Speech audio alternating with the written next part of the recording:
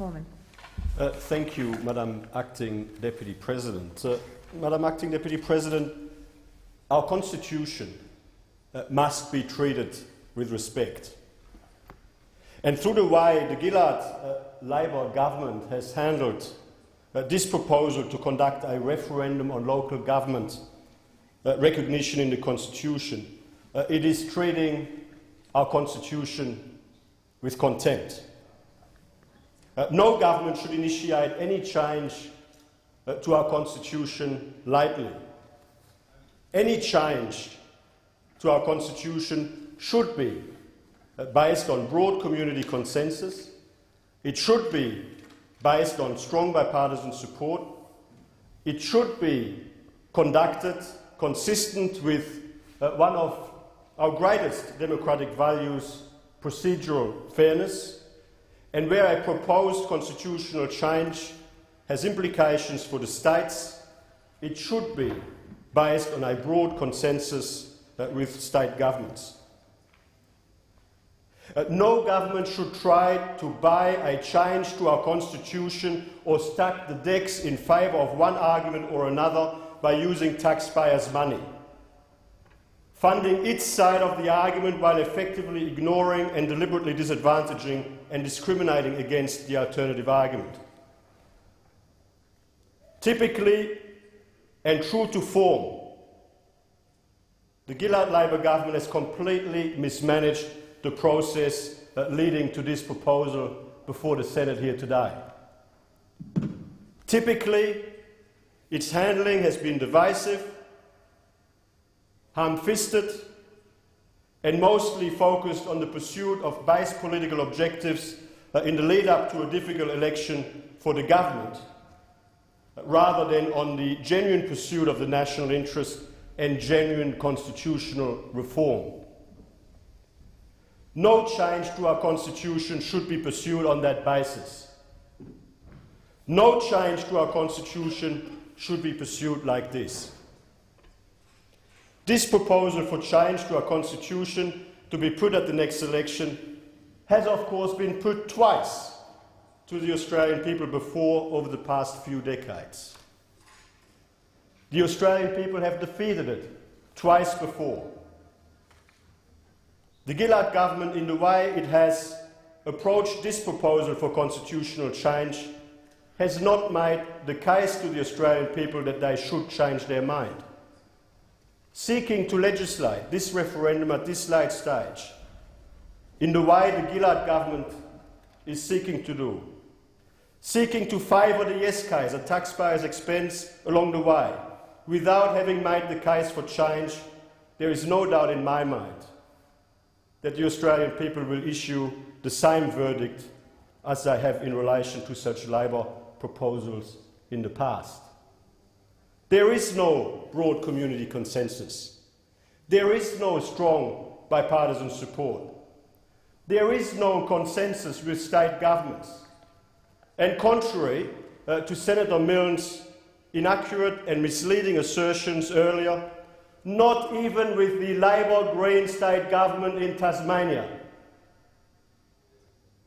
There is not even total support for this change across local government.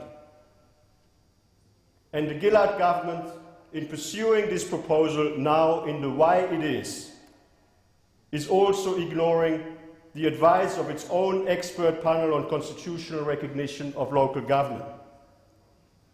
The government's own inquiry made this referendum now subject to two key conditions.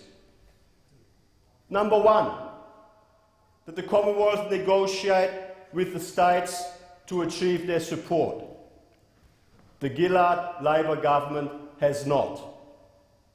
Number two, that the Commonwealth adopt steps to achieve informed and positive public engagement with the issue. The Gillard Labor government has not.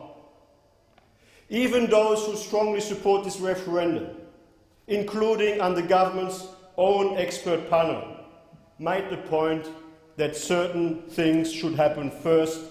They did not happen. Which is, of course, why this referendum legislation should not be pursued at this time, certainly not now, certainly not in this way. On the best available interpretation, the Gillard government has left it too late to put the case for changing our constitution to the Australian people properly and in time because of its characteristic incompetence.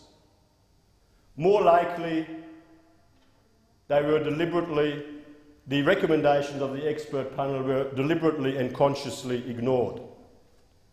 Even the Australian Electoral Commission, the objective and independent statutory arbiter when it comes to the proper conduct of contested elections and referenda, has warned the Gillard government not to pursue a change to our constitution at this election if it is initiated after the 1st of March this year. The Australian Electoral Commission pointed out that if referendum-related preparations were started after the 1st of March, it would leave, and I quote, insufficient or no time in a truncated timetable that is one commencing 1 March 2013. And of course, we are now the 19th of June 2013, more than 3 months later. And the election on the current timetable is less than 3 months away. The Australian Electoral Commission also pointed out that in rushing the process by initiating it so late in the piece, the government is exposed to an elevated level of criticism by stakeholders and the wider public that voters are not effectively informed that the advertising campaign is biased to one side. And of course, since then, we found out that the government is doing even more to inappropriately and unfairly stack the decks in favour of its own argument and against the alternative point of view. And indeed, the Australian Electoral Commission has said in its submission in relation to the expert panel inquiry that a truncated time frame like the one we've got now will, and I quote, jeopardise the IEC election preparations, will jeopardise the Australian Electoral Commission election preparations. Now, that is pretty damning advice from the independent, objective umpire. Yet still, the Gillard Labor government is pressing ahead with a change to our constitution, no less, regardless. That is why the coalition's official position is that this referendum should not be proceeding at this time. It is too late to change the constitution in an appropriately respectable and fair way. What we have said is that if, despite our objections, the government insists and persists with putting this legislation to a vote now, we would not oppose it, leaving the judgment on the merits of the question on changing the constitution to the Australian people. But of course, the government should not be pursuing a change to the constitution in the way that they are doing it now. It is not right. It is not right. We do support the principle of putting beyond doubt the capacity of the Commonwealth to provide direct financial assistance to local governments. I am not convinced that this is the best way to do that. Importantly, though, our position is that the next election should be a referendum on the world's largest carbon tax, on Labor's failed mining tax, and the incompetent Gillard Labor government, not on local government. We have made very clear that at this next election, the coalition will be campaigning for a change of government, not for a change to the constitution. If this legislation passes, it will again be up to the Australian people to decide how they want to respond to the referendum question on local government, as they have before. I, along with my coalition colleagues, will be campaigning for a change of government that Australia so desperately needs, not for a change in the constitution. Importantly, the coalition, as part of this second reading debate, is moving a very important second reading amendment to force the government to provide equal funding for both the yes and the no case. This should really be a no-brainer. There should not even be any argument about this. If the government does want to pursue this proposed change to our constitution, of course there should be equal funding for both the yes and the no case. That is the established convention. That is the well-established precedent. That is what has happened in the past. That is what the Australian people would expect to happen. If the Gillard government was truly interested in a genuine expression of the public will on this, that is what they would do. In fact, if our Prime Minister had any political judgment, even from her point of view, from a point of view of somebody who wants to achieve a successful yes vote, quite frankly, the best thing she could have done is ensure equal funding to both sides of the argument. In acting the way she has, the Prime Minister is offending Australians' highly developed sense of fair play.